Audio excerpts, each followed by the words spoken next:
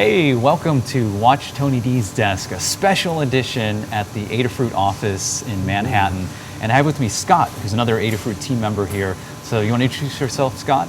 Thanks, Tony. Yeah. I'm the newest member of the creative engineering team here at Adafruit. I joined like a month ago and began working on the MicroPython port for the Atmel SAMD21. Cool. So in this stream, we wanted to hack around a little bit with MicroPython on the SAMD21. This is a little bit experimental in development, so maybe more for advanced hackers, but we're going to have a guide on this eventually because we want people to check this out and see how to use MicroPython on some of these boards. So in this stream, we're going to look at something called Vagrant, which is a way to spin up a little virtual machine. And I made a Vagrant virtual machine that you can use to compile our firmware, because setting up an ARM tool chain is a little bit of an involved process. So you've got to get the right tools, and this hides a lot of that complexity. And the nice thing is, because it's a virtual machine, you can run it anywhere. So you can run it on a Mac, you can run it on Linux, on Windows, and in theory it just works. Like Vagrant has done a lot of work to make it a little bit simpler. And I'll show you that it's pretty simple. We'll show the whole process of compiling the code and even flashing it to a board. So we have a little feather board that we'll put the firmware on. And I've put the tools into the virtual machine and actually done some USB pass-through. So fingers crossed it will actually connect to the board, and we'll program and get MicroPython on the SAMD21 going. So awesome. So this will be fun. So we'll jump to our main shot here, and you're going to see how the sausage is made here. We're using Wirecast. I'm out of my element here a little bit. So this is our dashboard of what's going on. So this is our desktop, and actually I forgot, let me turn on our headshots here. So you're also getting a lesson in Wirecast, and we'll put in a corner shot here too. How about that? So yeah, the corner shot is actually the desk here. Right, there we go. So this is a board. We're going to come back to this in a little bit. And so we're down in the corner here. So we'll get started here. So what we want to do, we want to install a few things first. So the tool we're going to use is called Vagrant. And Vagrant is a wrapper around like virtual machines. VirtualBox is one implementation of virtual machine, but there are commercial ones like VMware. But as far as I know, most people use VirtualBox. So you need to install a few things. Go to virtualbox.org, install the tool. It's open source and free. I think it's owned by Oracle. Real nice tool. It basically just runs an operating system on your other operating system. So you can run like Linux or whatever inside of your host machine. And then you also want to, after you get that installed, install this Vagrant tool, and it's from vagrantup.com. And I'll put a link in the description when this goes up on YouTube, so you can find links to all of these tools. And eventually, like I said, there will be a guide on this, so that this will be a little more of a process people can walk through. Right now, it's kind of for advanced people to check out. But install Vagrant. It's a nice little command line tool, and it simplifies creating virtual machines. So it can make them reproducible. You can give it a config that says, here's how I want this virtual machine to be built. And then you run a few commands and it'll just make it work, which is great. That's what I want to make work. Yeah, that sounds awesome. Like I've done VirtualBox on my own, and Vagrant sounds you like get all these configuration so things. So yes, and I'll walk through and I'll show you how I did this. So this will be kind of cool. Maybe a lesson in how to make virtual machines with Vagrant. I'm excited. So you also need Git installed, because you're going to need to clone some tools and things.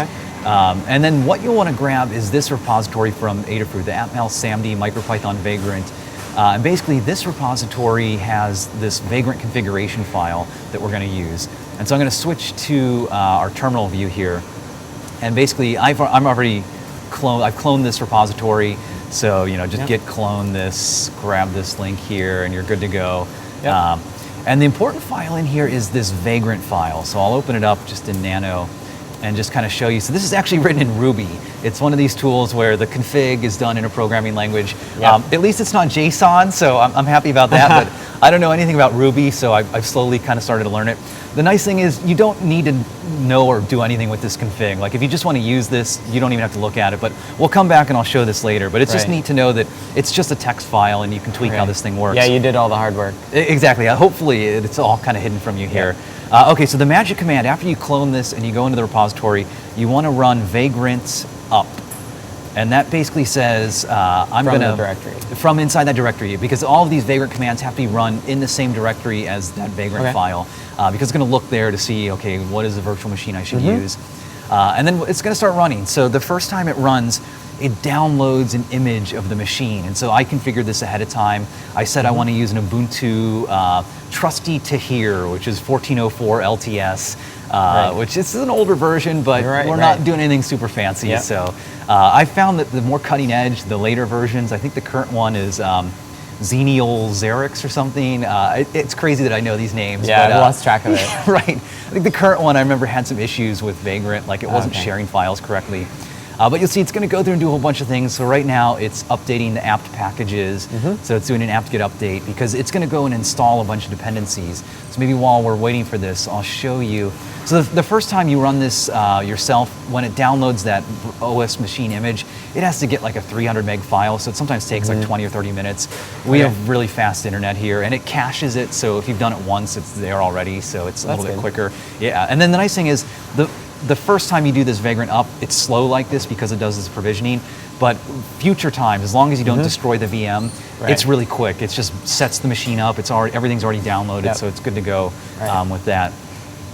So we'll look at the config real quick, and I'll just show you what it's doing. So I just took, you run the vagrant init command in an empty directory, and it'll just create a template kind of vagrant file, and then you can go in and fill it in.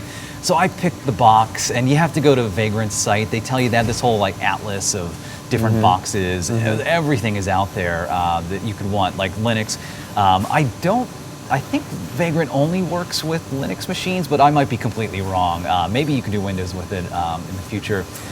So I turned on a few things. I turned on this networking, which I'll come back to why I turned this on, but it will configure by default this synced folder that I'll show a little bit more about. But basically, because you're running an operating system inside of your operating system, it's a whole separate machine. And if you want to copy files from your main machine into your little Vagrant guest VM, it's a little weird. And so the Vagrant tries to do some things. It makes a folder, so if you copy files into it, it'll sync those files into your virtual machine, which makes it really handy. So it's like when you build your firmware, you can copy it out, for example, and get it there. And then I'll come back to this stuff. So I do some USB magic inside of here where I try to pass through the USB device so that you can program our chip like this. Because again, it's a machine running inside a machine. It's like Inception. We'll see how, I wonder if you could run a VM inside of a VM. Maybe not. You probably need some special instruction or something, but that would be the ultimate. Like how many VMs deep can you go? We're only going one deep. Inception? Right, exactly, yeah. But so because you have a machine in a machine, if you want to plug a USB device into it, like the virtual machine has to have knowledge of that. And so luckily you can do it. Like there is support for it and you can automate it, which I'll show more. But the real magic of this thing is like this, and it's just a shell script that it's running. So you can see, if you're curious, what I'm doing and what's happening in the background here.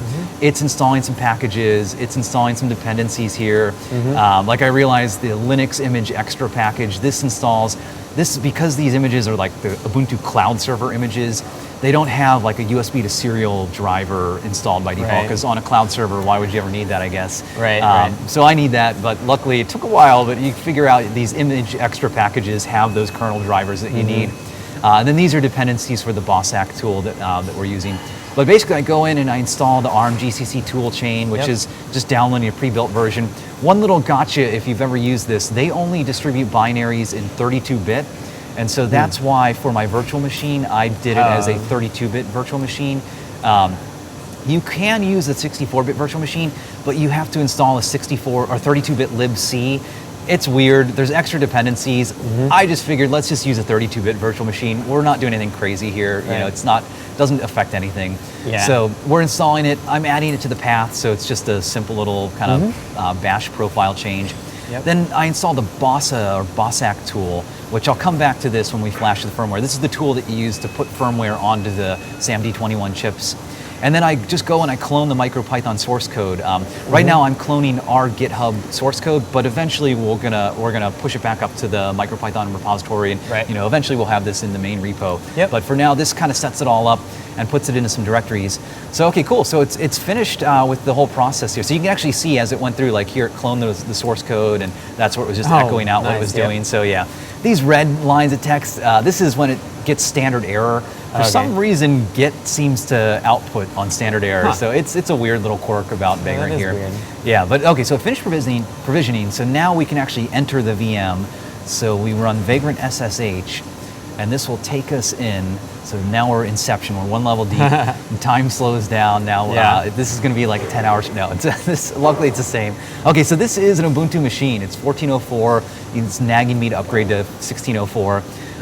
And everything should be set up out of the box now. So if you just look at what's inside of here, the default user is named Vagrant, and you don't need to change that. It's fine. Inside their home directory, so Bossa is where I put the Bossack source code that I compiled. You don't really need to mess with anything here. Once it's compiled, I put it into the user local bin directory, so it's actually in the path if you want to use it. Bossack is what I want. The C is the command line Exactly, version. The Bossa one is like, they have a GUI version, which kind of cool, but I haven't used it much. The command line one's a little easier sometimes. So that's in the path and ready to go. But go into the source directory, and inside here, this is where I clone the MicroPython source code for this. So we'll go into here, and now you're looking at, this is the MicroPython source code from the Adafruit branch of it. Awesome. So, exactly. That's where my work's gone. Now Scott's at home here, so this is where I live right now. Exactly, and so if you're not familiar with the MicroPython source code, I mean, maybe eventually we might do some more streams on how it's kind of structured and stuff, but there's, for the most part, a directory for each port. So there's like an ESP8266 directory, and this is where all of the ESP8266 specific code lives. And then there are other ports. There's the CC3200, I think that's the YPi. The STM HAL is the Pi board, the STM32 chips pretty much. There's a bunch of boards in there. Okay, so I copied that structure. Kind of a bootstrapping of picking an existing port. Because there is the minimum one, right? The bare arm, I think, or something. No, there's actually a minimal. Minimal, and that is what I started with. Yeah, and there's almost nothing in here. There's like 9 files, something like that. So, and it is for STM HAL still. Interesting, You can see that's like the STM32F405. Gotcha, which is the chip that the Pi board has. Right, So they just basically stripped it down. The bare minimum stuff, And like the minimum port is basically like implement a serial read and write. You know, pretty much, and you get a REPL at that point. But you can't do anything, right? You don't have any hardware. You don't have like your ADCs or your machine and stuff like that. So that's where you can add like 1 + 1. And get 2 back. So you get a calculator basically with the minimal port, and it can print. You can say hello world. So that's good enough. Okay, so our fun stuff is in the Atmel SAMD directory. So this is where we're putting the SAMD21 code. And we won't go, I guess, too deep into this, but I'll just kind of show maybe how you can build it. So it's kind of interesting that we have a concept of boards, and I mean, Scott, you might be able to talk a little bit more, but so if you list everything in the boards directory, you'll see subdirectories in here. And so I guess, like, what are these, or what is each board, or So the port directory, the Atmel SAMD, is really has to do with the API that you're using to talk to all the peripherals. So in this case, it's the Atmel Software Foundation, the ASF. Right, so they give you all these libraries so that you don't have to know, like, okay, register OX63YYZ whatever is turning a digital pin on or off. At they least give not you as functions. much. Exactly right. Hopefully you don't have to go to that level. So all of the devices that would use the ASF have the Atmel SAMD21. They will all live in here, but then boards can vary. Like in their pinouts, right? So like you can see here we have 2 pinouts. Essentially, the Arduino Zero and the Feather M0 Bluefruit LE, which is actually just, I actually got it off show and tell. That's why that's it. So you won that board, and then because you won that board, now you were able to build the firmware and why we're here today. So when Phil and Lamore emailed me, I was like, I'm so ready to get going on this. And I was like, wait a minute, I do have some hardware. You've got a board. Excellent. Like, that was even before I got the Arduino Zero. And ask an engineer, it pays off. It does pay off. Look, watch the Time Travel Tuesday. Most of the questions come there. That's a tip for if you want to win something. So that's a good tip. Well, okay, so this is good to know then. So because there's no one firmware. Each board can be different. Like the Feather might be different from another board, like the Arduino Zero. Sometimes the pinouts are different. It allows you to do nice things, like if it's labeled on here, like SCL or SDA for I2C. When you're using machine.pin, you can just say SCL. Give it a nice label for that. So that's cool. So this is what to expect then, is that, over time we'll probably add more boards into here. Yeah, definitely. And just as a tip too for people that are playing with this, if you're using the feathers, the Feather M0 Bluefruit is the one you want to use. Even though it says Bluefruit, we don't have any Bluefruit specific stuff in it right now. So we'll probably have a Feather M0 later that you can use for that. But yeah, the M0 Basic too. Exactly, yeah. And it might be cool though in the future though. Maybe we'll get some Bluetooth drivers in here that we can use to do like the Bluetooth REPL. With your that phone. would be so cool. That's going to be the dream. Yeah. Yeah. Okay. So I may like leave the different boards. Depending, we'll have a generic Feather M0 board, or we'll have just a one for each of the one for each variant. Boards. Yeah. Okay, so that's what you want to know, is that this is how you can see which boards are available, because to make the source code, you need to specify which board you want to build. So by default, it builds Arduino 0. Yeah. But you probably want to build something like, in our case, we have a Feather here. So you'll run the make command inside the Atmel SAMD directory, and you can specify with an environment, or I think it's environment variable that make uses here. So you give it a board. It's either make it goes into make or exactly. Yeah, it's a variable. So there's a board variable, and you give it the name of the directory you want. So the Feather M0 Bluefruits LE. Yeah, I shouldn't have done the long one. That's fine. And let's see. So that's all you need to do initially. Just run this make command. And it's going to go through and start compiling all the code, and it's actually pretty quick to compile. Even clean. Yeah, this is inside that virtual machine also, so it's even though you're in the VM, there's not a huge overhead, because the machines today are smart enough to know that they can isolate. This VM, it's like running this code on the chip. Yeah, I remember when they couldn't do that. Yes, when it was slow. That's when VirtualBox really grew up as a company, I think, before processors had the ability to like trap interrupts and stuff. That you could do it. Yeah. Okay, cool. So this is good. It built, there was no error. If there was an error, you'd probably see everything would fail, and GCC would give you an error. Hopefully it gives you enough info to figure out what's going on, but just an FYI. One interesting thing to look at too is maybe the size of the firmware that's built. So this is telling you this is about 175 kilobytes, or maybe 170K or something like that. And so one thing to know for these Feather chips, the SAMD21, it has 256 kilobytes of flash memory. So at most this firmware could be 256K, but MicroPython has a little file system in there. It does. So we reserve, I think, is it 64K? Yep. So there's 64K, I think, at the end of the flash that we have, and so that's where your file system lives. So and we also lose 8K to the bootloader. Oh, okay, right. So so a little bit less. So like maybe 75K or so that you can't use. So it's pretty tight. Right, exactly. So we're starting to bump up against the limits, but again, this is all like the first version. We haven't done really any optimizations yet, but we haven't put in a ton of drivers for things. But there's some stuff here so far. So just something to be aware of. Like if you start hacking on the code and adding things, it will fail. Luckily, if you add too much stuff. The linker script has a limit on how much the firmware can be.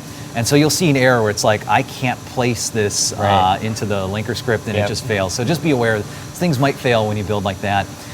So that's cool. So we built the firmware. Now the firmware lives, once it's built, in these build subdirectories. So there'll be like a build subdirectory based on the name of the board. And then inside here is just all of the objects and things that were created. Most of the stuff you don't care about. And some autogen files. Oh, right. That's why you actually get like another build directory under your build directory. Oh, interesting. I was wondering what that was. Wow. So this is Inception. So how many levels deep can we go with this? So, so there's the frozen MPY stuff. And that's kind of interesting, because like the magic of MicroPython is that they did all of this work. Well, not they, Damien. I mean, he did a bunch of work to figure out how to get as much stuff into the flash or the ROM as possible. So, as much of your library code, your Python bytecode, because if you can put it in ROM, you don't have to put it in RAM, and RAM is much more limited than the ROM on the board. So it will do things like it will take your Python code, convert it into bytecode, store that in ROM, and it calls that freezing in. I think I've done that in some of the other videos. And so I think you did. Yeah, and so all these other little processes that happen, and all these files that are created. But inside of that build directory, that top level build, the file we really care about is the firmware.bin, or I guess the firmware.elf if you wanted to use this, but I don't think BossAck uses that. The elf is good if you're doing GDB. Okay, so you need that for like so like I pretty much assume that if you're doing the Arduino 0, you're using GDB to load it. Right, because the 0 has the edebug chip on the side, and you can talk to that with OpenOCD and then do some GDB magic. That might be a fun stream later. We should think about doing. I should have brought it up here. Oh, don't worry, it's downstairs. A future one. This may preview what could happen. Okay, so we've got our firmware.bin. So now the thing is, like, that's in this virtual machine. How do we get it onto our hardware here? Yep. And so there are a few things you could do. So if you don't want to mess at all with this USB stuff, you can actually copy this file, the firmware.bin file, into this /vagrant folder. And if I go back out of my VM, so this is outside of the VM now. This is where the vagrant file is located. I have this little vagrant subdirectory, and if you go inside of here, you can actually see there's my firmware.bin file. So this is on my Mac, and if I wanted, I could run the Bossack tool on my Mac, or if I had some other tool, I could grab my firmware and copy it out. And that's a perfectly good way to do it. Like, there's nothing wrong with it. It's just annoying that every time you build it, you've got to pop out, copy the firmware out. I always forget to copy it out, and then I load the old firmware and wonder, why is it doing the same exactly, thing? Yeah, so I thought I fixed that bug, but no, that didn't work. I've been there. Exactly. So that gets kind of old though, and I figured out you can actually get a USB device to pass through into your virtual machine. And the kind of cool thing is, I'll actually just show you, I'm not used to this Mac, so yeah. You can run VirtualBox, and I'll show you that, like, Vagrant's not doing anything magic. It created a VirtualBox VM in the background, and so here's our virtual machine. Like, if you wanted, you could stop it and kill it here, although we probably don't want to do that right now. Yeah. But you can go into the settings, and you can see under the ports and this USB setting, I've actually flipped it on. It's not on by default, and I can't change these settings right now. Because it's going. Exactly, because it's turned on. You have to stop your VM, which I'll show you how to do in a little bit. But I'm just showing folks that, if you want to mess with the USB stuff and you don't know how to do all the Vagrant stuff, you can still just do it in VirtualBox. Okay. So the way I set up this VirtualBox VM, though, this USB stuff in the Vagrant file that we were looking at before, this is where I turn on the USB support. And then I add this thing called a USB filter, where basically it can look at the vendor ID and the product ID of a USB device. And if it sees that device connected to your host computer that's running your virtual machine, it will grab it and pass it through to your virtual machine. Right. And unfortunately, when it does that, it's invisible to your host machine. So you can't use it on both devices. Yeah. You can sniff the USB traffic, though. Interesting. Yeah, I've done that once. Do that. Oh, that's kind of good to know. You pass it through it. Yeah, right, because it's just an intermediary, like a man in the middle for it. I reverse engineered the trackpad on the MacBook Pro. Oh, no kidding, really? The multi-touch one when it first came out. Oh, man. And what I did is I used a virtual machine to run Windows inside Linux. Oh, and then Linux would dump the USB traffic. Whoa, that's kind of cool. Yeah. What was it for? Was it just like... It's to get like drivers working. Oh, wow. Like for Linux, because I was like that's all awesome. Linux at that point. Wow, that is a true hacker. You get hardware and it's like, it doesn't work. Well, I'll make it work. That's my Linux kernel claim to fame. That's cool. Wow, that's pretty fun. I didn't do the kernel code, but someone else got it. I reverse engineered it. You got it? And they built the driver based on that? Yeah, because no kidding. The way I did it was like really crazy. Like I had I was injecting the key events and stuff back into the kernel. Oh man, wow, that could be a fun thing to talk about later. So all right. Yeah, sorry. Okay, cool. So we've got, so I set it up so I pass through. The interesting thing is with all of our M0 boards, we have a bootloader loaded on it.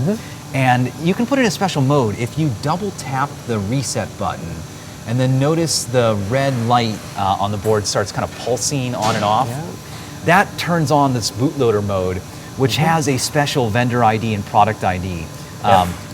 Which, from what I understand, Lady A was saying that it's the same across all the boards. So this should, in theory, work, but I haven't tested. I've only tested it with the Feather M0s. But if you need to add other USB pass-throughs, like you can actually just look at this Vagrant file and follow this syntax. The Arduino Zero might be a different. Exactly, they're going to have a different one for this. Or, like I said, you can go in manually and add it in VirtualBox to get the same effect. So, okay, so now all I did was I double pressed the reset. I've done nothing else. Let's run the LSUSB command. And this is what lists all the USB devices. I love that command. Yeah, I wish Mac had it. I wish Windows had it. It's very, very useful command. But notice this: we've got a USB device 239A000B, which is the vid and the PID of that device there, and even. We need an extra string so you can actually see what it is. Oh, and right. It's give you a nice description of it. I've been doing USB stuff, so I'm like... You know all of the different configurations for it. Okay, the even better thing, though, is if I look at dmessage, this is the Unix or the Linux kind of kernel messages. This is a good thing to see, this USB CDC ACM. So it noticed that I connected a CDC ACM device, which is like a modem, basically. I think that was the original protocol. So we connected a modem, which is like just a serial USB device. A lot of devices use that. So if I look at my dev TTY devices, I'm going to notice there is this ACM0 device. So this is pretty cool. That is the board connected to my Mac, passed through to the Vagrant VirtualBox virtual machine here. So this is great. I can start using this device. Now, to program this chip, let's see, I'm going to go back out to, well, I'll stay in this directory. So I'm in the directory with the firmware.bin file, and I've got that dev TTY ACM0 device, so it's connected and passed through. And if you go back to our VirtualBox page, like I said, I'm going to do a learn guide on this eventually, but for now, I just kind of put the basics in a README here. This is the command we want to run. There's a bossack command. So we give it a few parameters, and the parameters it takes are a little funky. You basically want to use all of these parameters when you're writing the firmware, and then you just give it the path to your firmware.bin. So we'll do that. And you do need to run it as root. I didn't do any of the setup to put it in whatever group to run as non-root. Yeah. I don't know. It's for a rainy day, maybe. It looks like it's dial out, actually. Is it? Okay, so maybe, so if the Vagrant user is in dial out. Okay, so let's see. Let's do, what is it? Add user. I always have to Google it. I know. I never remember the command either. So, and in the chat, if anyone remembers how to add a user to a group, yeah, let us know, and we'll try it here, because I work at Microsoft for 8 years. I don't know groups. Linux. If you do groups, it'll at least list Oh, is that what list you're in. what groups I'm in? Okay, yes, I'm in the Vagrant. I'm pretty sure it's add user. You can try it. It'll tell you if you're wrong. I mean, there's the demand page, right? That should tell us. Oh, add a user group. Okay, yeah. Oh, add user dash group. I think that's what I want.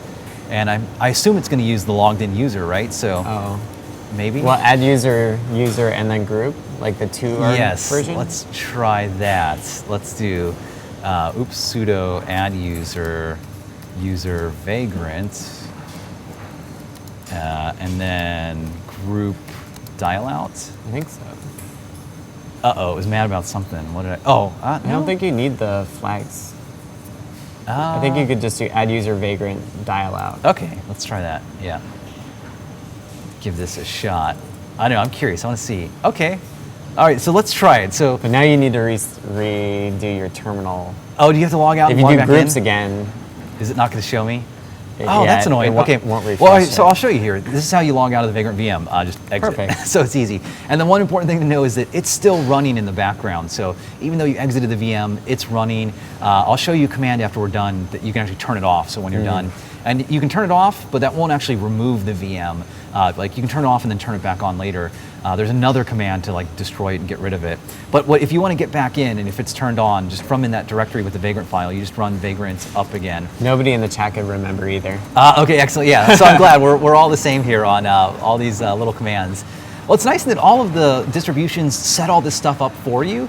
You know, like I remember when I first used Linux back when it was like Debian 2. Maybe it was Debian 4.0. I remember Ubuntu. Hoary Hedgehog, which is like 2.4, I want to say. Yeah. That was like the first version of Ubuntu I started using. This was a little while ago. But back then, I remember you had to like add users to groups all the time. It was a big pain. Okay. Yeah, the UDEV stuff is not funny. Man. Oh, wait. Are you in I saw. Sorry, you don't need to run Vagrant up. Because I exited the machine, it's already running. Vagrant up turns it back on. Vagrant SSH is what I want to run again.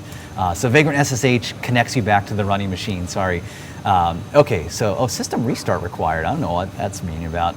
But all right, so let's see if I'm back in the group. Update thing. Yeah, okay, so now we're in dial-out. Okay. Nice. So we can see if it works. So let's try this. Now the instructions here, if this doesn't work, just use sudo. We're just going through some It's fun a VM, here. you're not going to screw anything Exactly, yeah. Do as we say and not as we do here. But all right, so let's try. Bossack, you have to give it the port for some strange reason. Although first, let me just double check and make sure that our device is there. Dev TTY start. What am I doing, Dev? I want to do LSL. Okay, just because I'm always paranoid that it's not going to be there. Exactly. Okay, so ACM0 is still there. It is dial out. Okay, so Bossack P. And the weird thing is, on Mac at least, you don't give the full path. You only give the device name. So, and on Linux, it takes either, but I'm just consistent and I'll just give the device name. All right, TTY ACM0, and then the U, uppercase U, this means force USB. I don't know why, but I seem to have to use this. It's basically, I just looked at how Arduino, the Arduino IDE programs it. You can turn on the verbose output, and I just copied all of their commands, and so that's what I'm using. And if it works for them, it works for me, basically, was my thinking.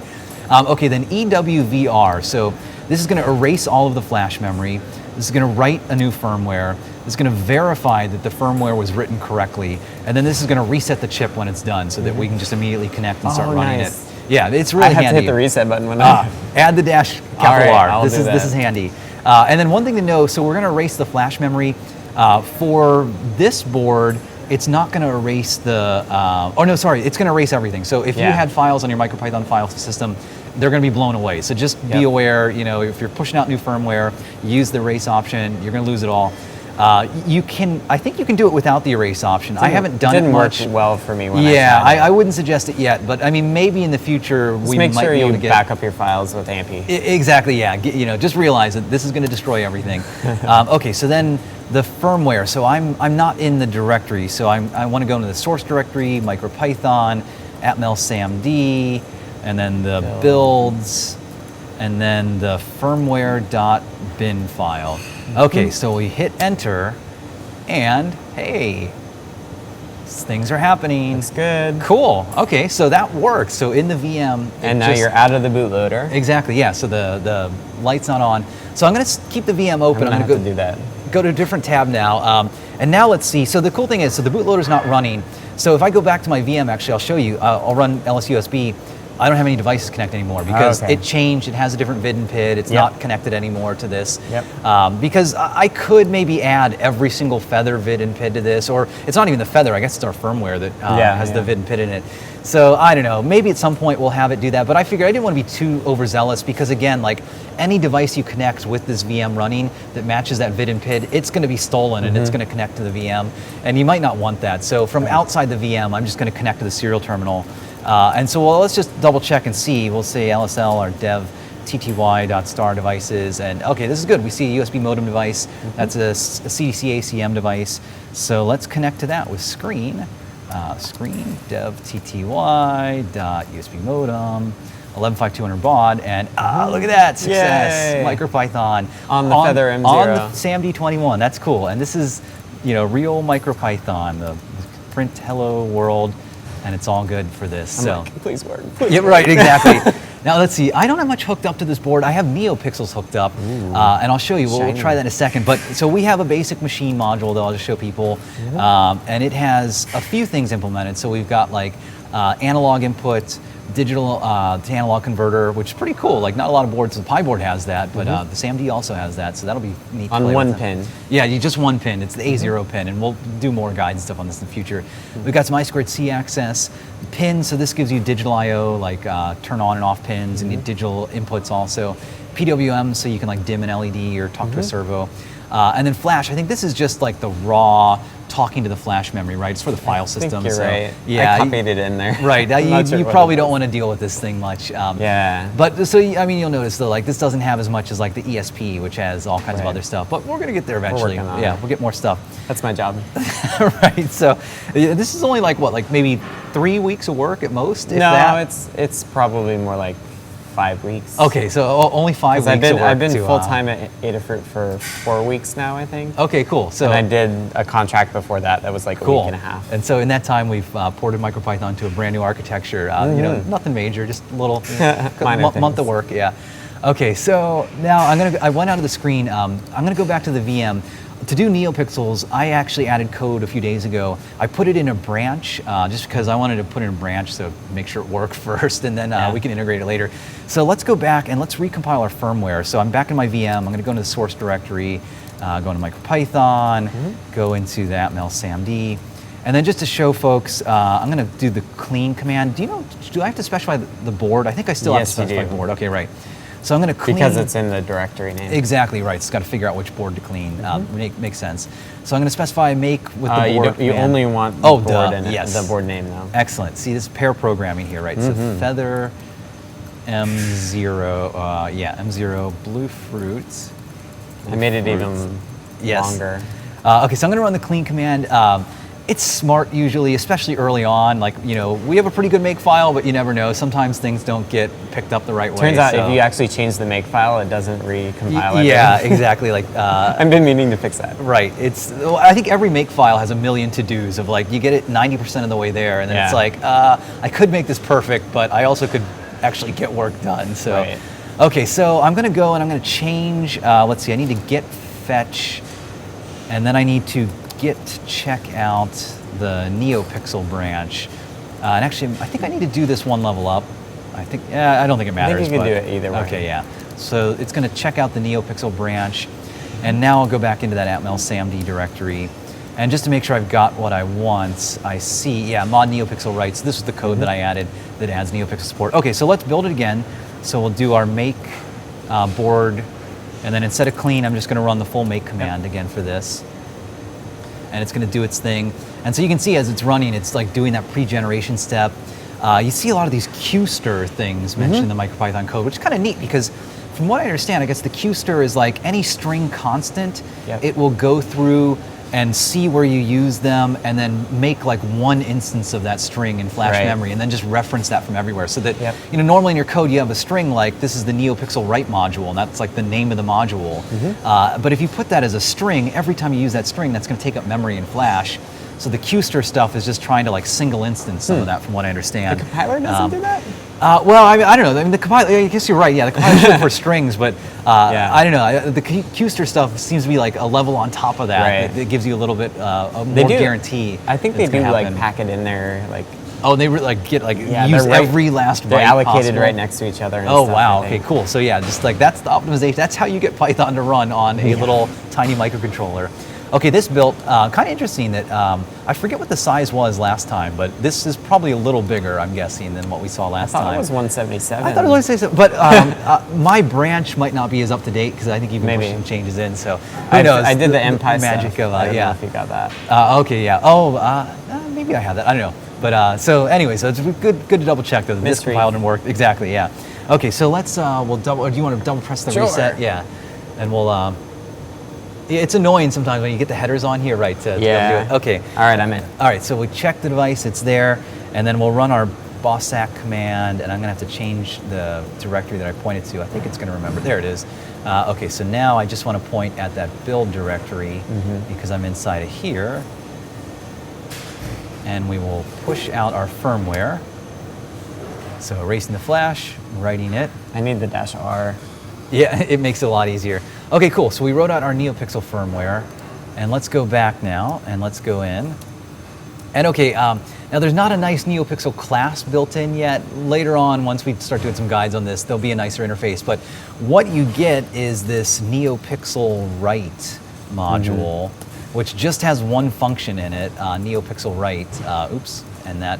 And so that's like the function. That's the C function that you give it the data to push out as NeoPixel bytes, and then it just blasts it out on the signal pin with bit banging. Just using Phil B's code, so I literally took his code, had to add a little bit of stuff to turn off some interrupt stuff, but it works really surprisingly well. So to use this then, you first have to import machine module. We'll make our LED pin equals a machine.pin, and for this board, it's D6. So our convention for the SAMD board is for the digital pins, you just do like D1, D2, D3 if you want to make a pin. Analog pins, A0, A1, so they're all strings that you use here. And the cool thing, like Scott said, like the SCL pin on this board, you can just use the label SCL. That's really cool. I didn't even realize that until that was my goal. That was an excellent move. It's just to match like this looks green on the board. Exactly.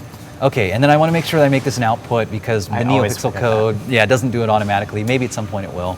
Okay, so to use NeoPixel write, it's in the module, so you have to call, there's a function called that in the module. So you do neopixel.write.neopixel.write. And the tab completion's awesome. Yes, thank you, Damien and MicroPython guys, that's amazing.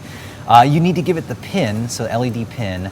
And this, you can't give this like D6 right here. You actually have to give it a pin object for this. So we're gonna give it the LED pin that we had. Then you need to give it a byte array, like a buffer, just a list of bytes. And these are the raw bytes that it's gonna send out to the pixels. And for this, the Python syntax, you use the byte array function and you give it an iterable, like a list, and then it's gonna give you back a byte array. It's a Python 3 thing. I think they have it in Python 2 also. But for this, you just wanna give raw bytes. And for the NeoPixels, these pixels, they are in GRB order, so green, red, blue. For some pixels, they're in different orders. For most of the NeoPixel libraries, they're in red, green, blue order. So just realize if you're using this low-level stuff, you're talking to the hardware. So like if I want to turn the first pixel green, I'd say FF, like max value for the green component, and then red 0, blue 0. So that'll do the first pixel. If I want another pixel, I just put 3 more components here. So like let's do 0 green, oops, I just hit 0 too many times, OXFF, there we go. So we'll do red, and then no blue, and then the next one we'll do 0, 0, and then max on the blue for that. Okay, so that's our pixel data, and then there's a Boolean that it takes, and this is if it's a 800 kilohertz or a 400 kilohertz strip, and it's basically is 800 kilohertz is the name, so you give true if it's 800 kilohertz. That's the way this strip works. So okay, I do this, and fingers crossed. Hey, check that out. Cool, we get some bright colors here. So we're like blasting the screen. It's right. all Well, just okay, like well, white. hey, we can change that. So instead of FF, let's go back. There was a button that we could. Well, here I'll send lower color values. So we'll send like how about like 50. They can take my word for it. Yeah, exactly right. It's not as blind as it looks. This command's all messed up. Wait, let me let's write this out again. Neopixel.write, neopixel.write, LED pin.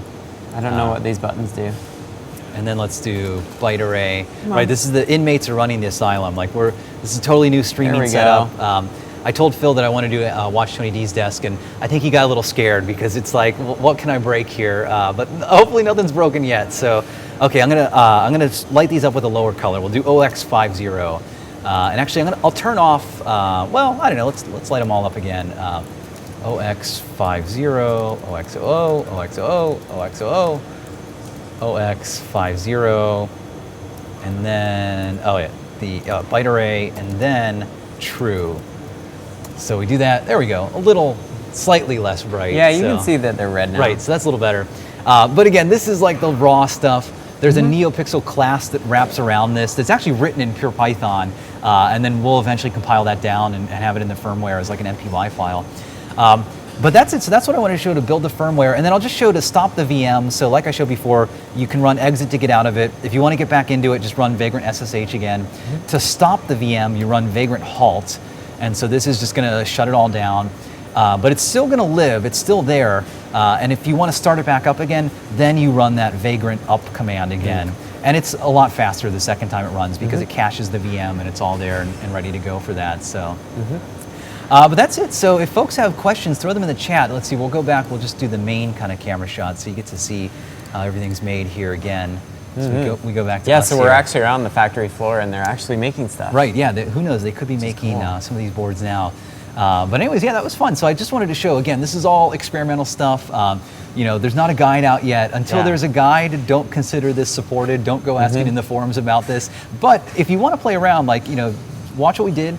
You can build the firmware. You don't have to use this vagrant VM. Like you saw, you literally just need to clone the MicroPython code. You need the ARM GCC tools in your path to use our makefile. And you were using 4.9, not 5. Yes, that's a good point too. Yes, the 5. Plus versions of GCC ARM embedded don't work. The ASF isn't compatible. Well, the ASF just doesn't work. Like they redefine some of the types or something that it had. It's like a pain. Little endian or something? Yeah, yes, right, exactly. So use 4.9 basically. But if you don't know or want to worry about that, use our Vagrant VM, which does that for you automatically. Exactly. So if you do use our firmware though, you know, feel free to kick the tires, check it out. Here's how you can load it, you know, if you see using that bossack command. And if you find issues, feel free to open them on GitHub. Like I said, you know, we're still kind of focused on polishing it up, getting a few things ready, and then eventually we'll get some learn guides so people can start playing with it and get a little more hardware support for it and stuff. So, okay, I'll jump in and we'll see if there are any questions here. Lots of people in the chat, so this is all good stuff. Oh yeah, people were mentioning about, do they know how to do the groups and things? And yeah, no one knows how. Well, hey, we figured it out, so it's just add user to this. So, okay, cool. I think there were chats at the start. Okay, yeah, let's see. People want us to answer there we go. Oh yeah, is there a reason to use a virtual machine instead of building on Linux? The reason to use the virtual machine, like I said, is it's a lot easier to support it. If you're on Windows, for example, setting up an ARM tool chain, I haven't done it in a while, but man, I still get nightmares of it. It's a little hard to do that. It's probably better because now with Windows 10 Anniversary Redstone or whatever update, they have that whole Linux subsystem where Oh, really? yeah, you can run like Ubuntu inside of Windows 10, which is pretty cool. Like hats off to them. It doesn't use a VM. I think it's doing it's actually translating all the system calls from Linux into like Windows system calls. Oh, crazy. I And think they've somebody mentioned implemented a that. bunch. Yeah, exactly. So that probably works. I hadn't heard of if that you're at brave all. enough to do it, like try it and then maybe go on the show and tell and show us how it works. 'Cause Yeah, that's please. kind of cool. Yeah. Let's see. Is the stream set to constant bit rate? I have no idea. Again, inmates running the asylum. This Yep. is a brand new Wirecast for me. So who knows if you're getting an 11 megabit stream? Wow, you're getting us some great quality then. So. Okay, let's see. Someone has a SAMD21 dev board in the Uno R3 format. They want to put MicroPython on it. Yeah, so you can probably make it work, but you're going to have to look at our board configuration and probably figure out how to map the pins from your board to our board. If Right. you're lucky, that board has the same pins as the Arduino Zero. Like I would bet most of the SAMD21 boards that are Arduino form factor use the Yep. Arduino Zero. So try the Arduino Zero firmware potentially, that Yeah. our board config, and it might work. I would also Or- caution, make sure that it's actually the SAMD21X, like something 18. Because G18. that is actually the top of the SAMD21 line in terms of Oh, flash the amount of storage flash and memory, RAM yeah. usage. So if your flash storage is different, you're going to have to configure your linker script differently. Yes, and like a minimum MicroPython we've seen is about like 150-ish K. Yeah, somewhere around there, so. if it is smaller, good luck. Yeah. So yeah, like 256K is probably the smallest you want to go Yeah. to have that and a file system with it. So The microbit is 16K RAM though. right, yeah. So the you RAM could manage usage to can do be a something little lower. That one's kind of nasty though, in that MicroPython, once it loads up, it has some overhead. You only get about 4K of RAM from what I understand on the microbit. Yeah. So, but you can still do a little bit with that. So. Yeah, we have a 16K heap right now, which is half okay. So half it the RAM takes is a bunch used of on the the RAM. heap. Yeah. So that's the kind of little balance you have with getting Yep. MicroPython or Python to run on these microcontrollers. Like it's so funny on the desktop world. You never worry about heap. It's like it's Right. effectively infinite for the Right. type of programming we do. Even on a Raspberry Pi, like a gigabyte of memory, it's hard to use that up. But Yep. you come down to like 32K memory, and it's tough. It gets harder. So okay, cool. I guess we'll wrap this up then. So. Thanks a lot, everybody, for watching. This was Watch Tony D and Scott's desk Yay. at Adafruit. Yeah, so It's really Phil's desk. yeah, exactly right. Yeah, so watch the Adafruit factory. But I figured we did some cool stuff this week. We wanted to show off the SAMD21 thing. So hopefully folks can check this out. And like I said, look forward in the next few weeks as we start to polish up the firmware.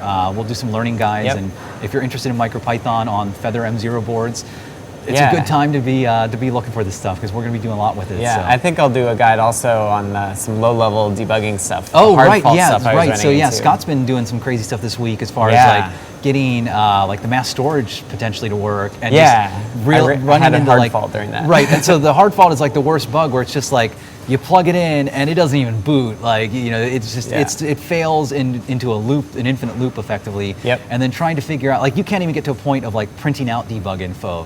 Right, You're not even right. looking like a Like- USB device. Yeah, sometimes So- you can like hose your backtrace so you can't figure out like how Where you you got were. to your hard Yeah. fault. So and GB stuff in general, that would be cool to learn more because I come from the world. I used to use Visual Studio, so if I don't have like buttons I can click to start and stop and run and step, Yeah. I guess it's I hard should for do a me. pre-guide then. There you go. Yeah, how to use GDB. That would be a good one for it. So Yeah. I've learned something from that for sure. So All right. okay, cool. Well, thanks a lot everybody for watching. So Yeah, thanks. Tony and Scott from Adafruit. See you guys later.